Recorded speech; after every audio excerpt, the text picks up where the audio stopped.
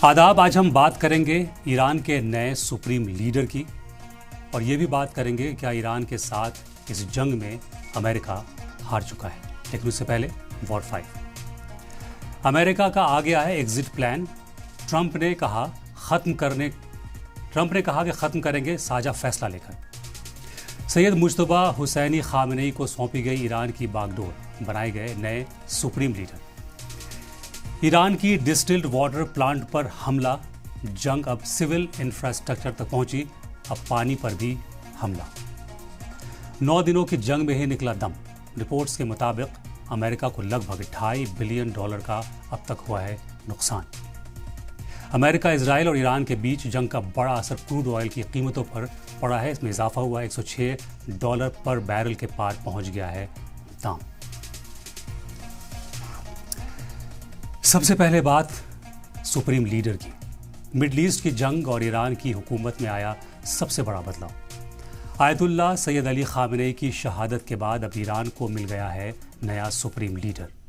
दुनिया भर में सवाल उठ रहे हैं कि बेटे को बनाया गया है सुप्रीम लीडर, क्या ये भी परिवारवाद है? आज हम बताएंगे कैसे चुने जाते हैं सुप्रीम लीडर, क्या ये एक डेमोक्रेटिक प्रोसेस है।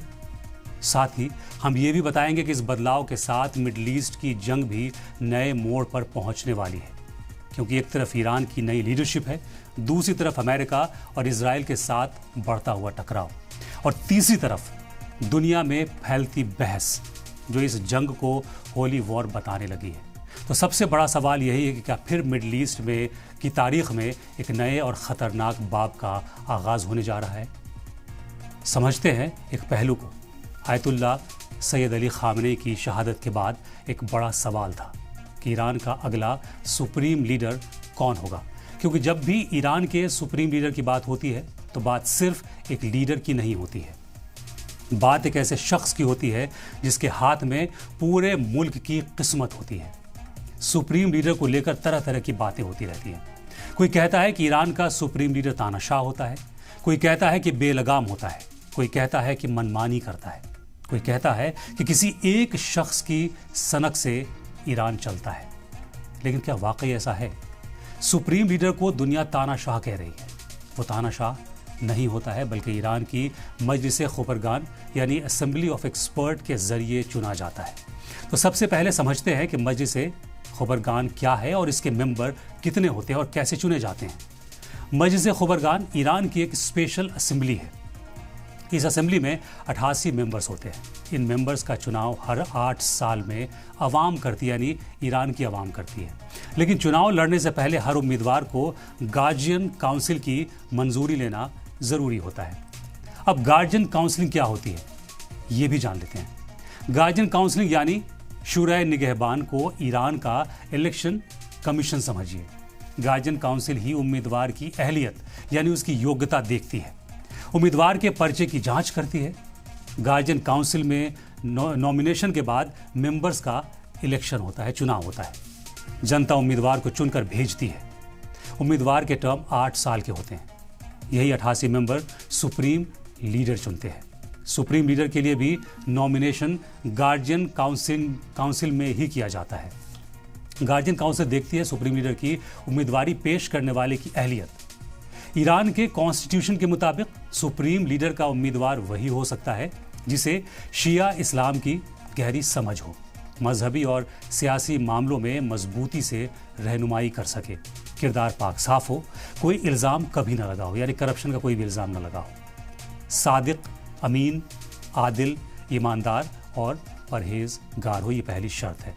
जब ये सारी शर्तें पूरी हो रही हों तभी गार्जियन काउंसिल सुप्रीम लीडर के उम्मीदवारी को कबूल करती है।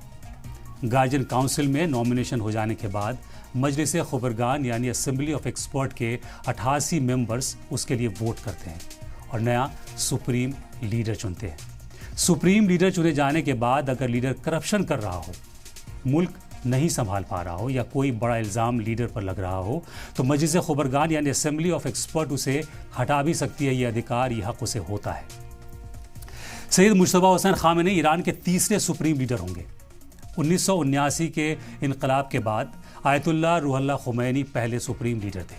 तकरीबन 10 साल बाद 1989 में उनके इंतकाल के बाद ayatollah Syed Ali Khamenei supreme leader चुने गए थे। तो ईरान का सुप्रीम लीडर जो चुन के आता है तानाशाह नहीं होता है, वो असेंबली ऑफ एक्सपर्ट के तई जवाबदेह होता है। मुल्क की अदलिया हो, इंतज़ामिया, मीडिया, फौज और तमाम इंटरनल मैटर्स और फॉरेन पॉलिसीज़ में आखिरी फैसला सुप्रीम लीडर का ही माना जाता है। इसलिए ईरान की कॉन्स्टिट्यूशन में सुप्रीम लीडर का ओहदा सबसे बड़ा होता है। ईरान में मुश्तबा खामेनी की ताजपोशी के बाद हालात बिल्कुल बदल गए हैं। जैसे ही खबर फैली कि मुश्तबा खामेनी ईरान के सुप्रीम लीडर चुने गए, वैसे ही तेहरान, कुम, Mashhad, Isfahan, Siraj, Kirman, Tabrez, Ahvaz और करज जैसे बड़े शहरों में लोग सड़कों पर निकल आए। ईरान से बाहर भी हिंदुस्तान में, इराक, बहरीन, पाकिस्तान और दूसरे मुल्कों में आयतुल्ला अली खामेनी के चाहने वालों ने मुश्तबा खामेनी से अपनी बैत का ऐलान किया है। आपको बता दें कि सुप्रीम लीडर शिया इस्लाम में मर्जा भी होता है और मर्जा को शिया बड़ी तादाद में फॉलो करते हैं। अब देखना यह है कि मुश्तबा खामेनी का जंग को लेकर क्या रुख होगा, मुल्क की इंटरनल पॉलिसी के बारे में वो क्या सोचते हैं, फॉरेन पॉलिसी में क्या वो तब्दीली लाएंगे। मुश्तबा खामेनी के सामने बड़े चैलेंजेस हैं। जंग रुकने का नाम नहीं ले रही है। हर गुजरते दिन के साथ जंग की तस्वीरें और ज़्यादा खौफनाक नजर आ रही हैं। अमेरिका, इजराइल और ईरान की जंग की आग अब 15 मुल्कों तक फैल चुकी है।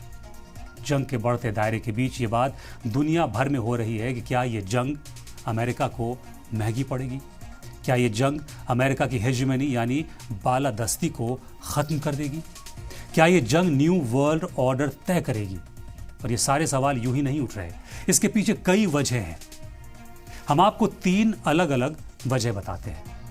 खबर है कि जंग शुरू होने से पहले अमेरिका के डिफेंस हेडक्वार्टर पेंटागन ने एक डिटेल्ड रिपोर्ट तैयार की थी और ये रिपोर्ट सीधे अमेरिकी प्रेसिडेंट डोनाल्ड ट्रंप को दी गई थी।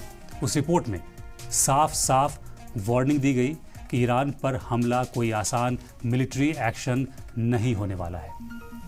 ये कोई एक दिन की लड़ाई नहीं होगी और अगर हमला किया गया तो उसका जवाब भी उतना ही सख्त हो सकता है।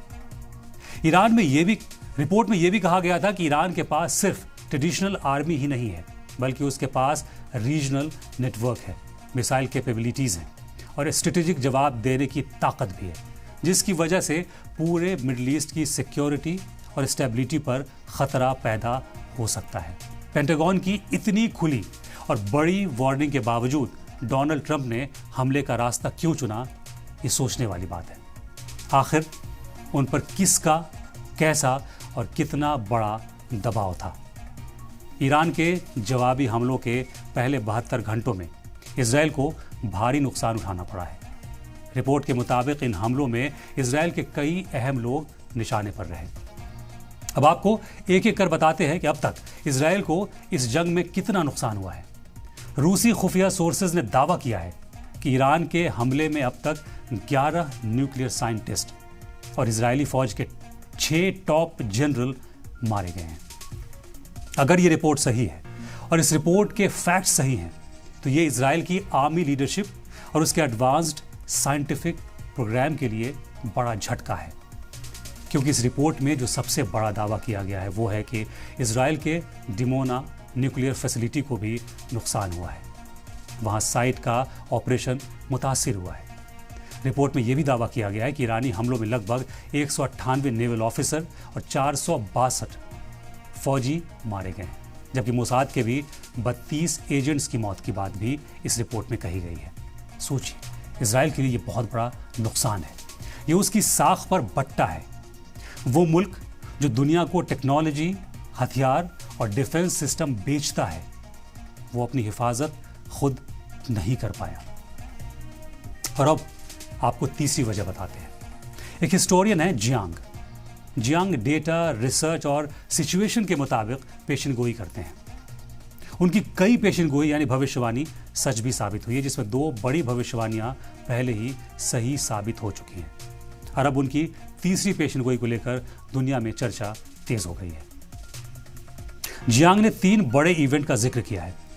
पहली भविष्यवाणी की थी कि 2024 में फिर से डोनाल्ड ट्रंप अमेरिका के राष्ट्रपति चुने जाएंगे। उस वक्त शायद ही किसी ने इस दावे को संजीदगी से लिया था।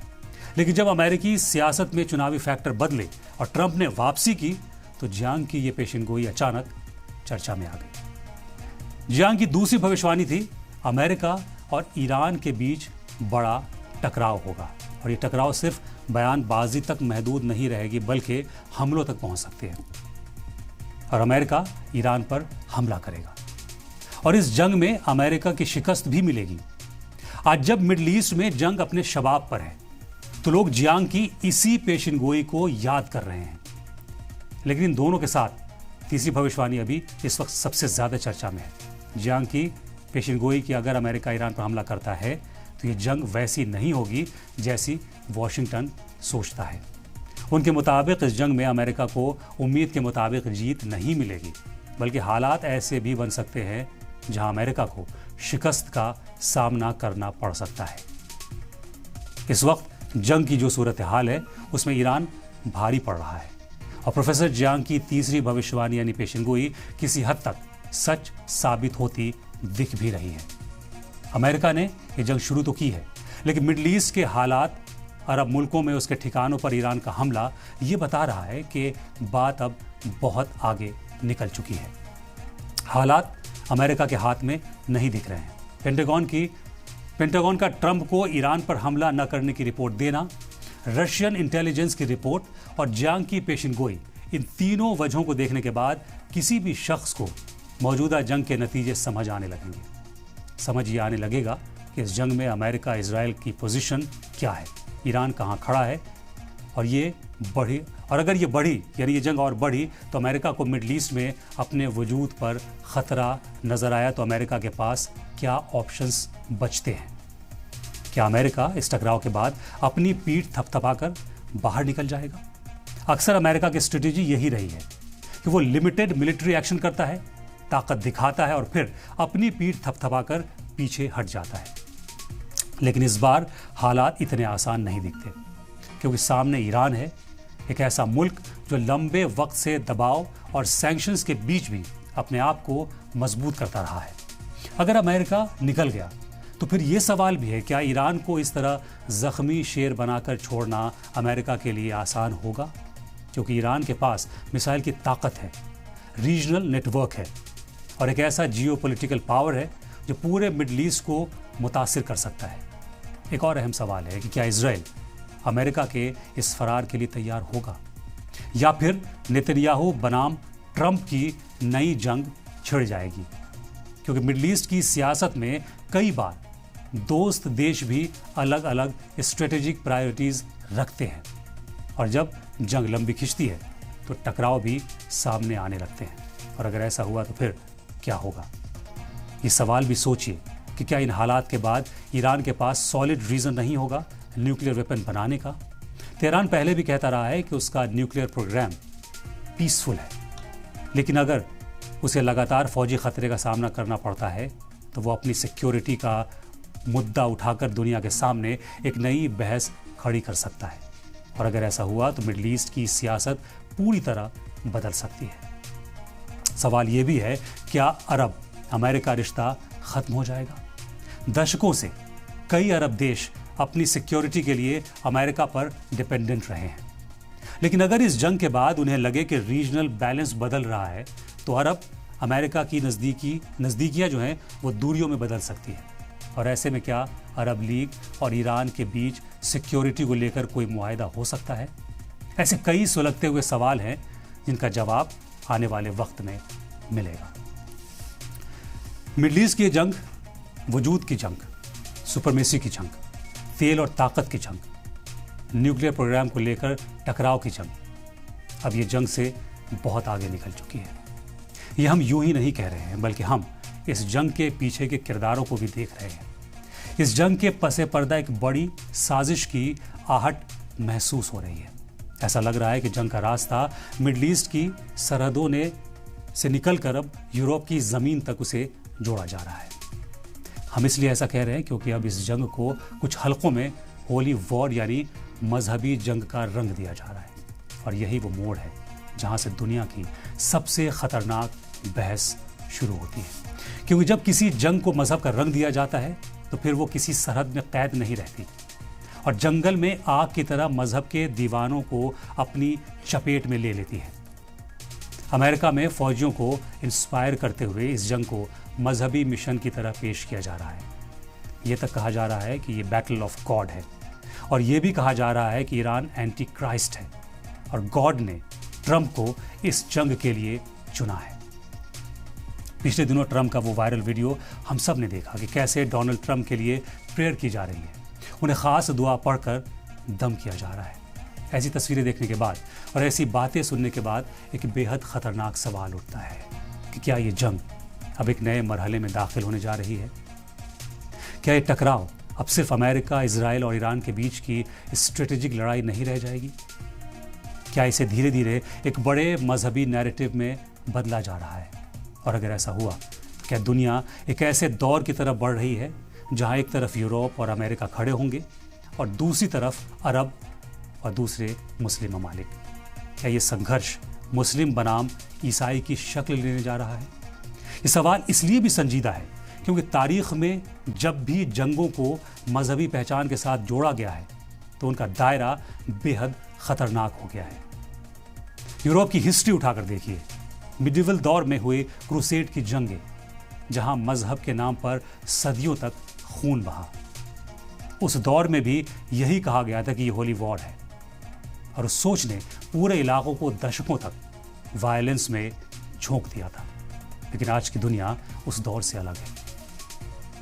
आज की दुनिया में न्यूक्लियर हथियार हैं, लंबी दूरी की मिसाइल्स हैं, ड्रोन है, साइबर अटैक है। इसलिए अगर कोई भी टकराव मजहबी रंग लेता है तो उसका असर सिर्फ एक इलाके तक महदूद नहीं रहेगा, ये पूरी दुनिया को अपनी आग में झुलसा देगी। जंग को रंग कोई भी दिया जाए लेकिन नुकसान पूरी दुनिया को होगा। मजहब एक ऐसा हथियार है जिसके बल पर इमोशनल कार्ड बहुत आसानी से खेला जा सकता है।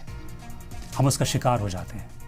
जब आग खुलती है तब तक बहुत देर हो चुकी होती है। ये खेल सदियों से खेला जाता रहा है और हम शिकार भी होते रहे हैं। हो सके तो इस बार आंखें खुली रखें क्योंकि अभी तो साजिश शुरू हुई है। अपना और अपनों का खास ख्याल रखिएगा एंड थैंक्स फॉर वॉचिंग सलाम टीवी।